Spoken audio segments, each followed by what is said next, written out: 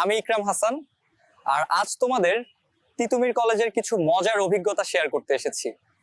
এই কলেজটা শুরু হয়েছিল 1968 সালে, আর ছাত্ররা বিক্ষোভ শুরু করে 1969-তেই। মানে জন্মের 1 বছর পরই কথা বলা শিখে গেছে। এখানে 35,000-এর বেশি স্টুডেন্ট। মানে কোনোদিন যদি সবাই কলেজে আসে তাহলে মহাখালীতে ইন্টারনেটই বন্ধ হয়ে যাবে। এই কলেজে বাংলা থেকে বাণিজ্য, জীববিজ্ঞান থেকে দর্শন বটে, সবই আছে। কিন্তু ছাত্রদের মনোযোগটা কোথায় আছে সেটা কেউ জানে না।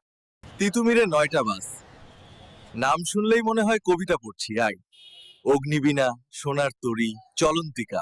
দৌড়া রে, সিট ধরে রাখছি। এই বই দিয়ে সিট রাখে কেন রে ভাই? এই কলেজের বাসের সিট এভাবেই খাতা কলম দিয়ে বুকিং করা হয়। বাসে সিট পাওয়ার জন্য কেউ কেউ বান্ধবীকে ছেড়ে দেয়, আর কেউ বান্ধবীর সামনে হ্যান্ডেলে ঝুলে থাকে। এই কলেজে একমাত্র আমি ছাড়া সবারই বান্ধবী আছে ভাই। কি রে দোস্ত, কি অবস্থা?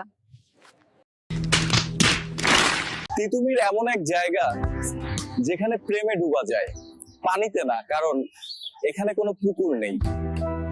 এই কলেজের ম্যাথ ডিপার্টমেন্টের স্টুডেন্টরা পরীক্ষায় ক্যালকুলেটর চালায়, আর অনুষ্ঠান হলে পুরো ক্যাম্পাস কাঁপায়।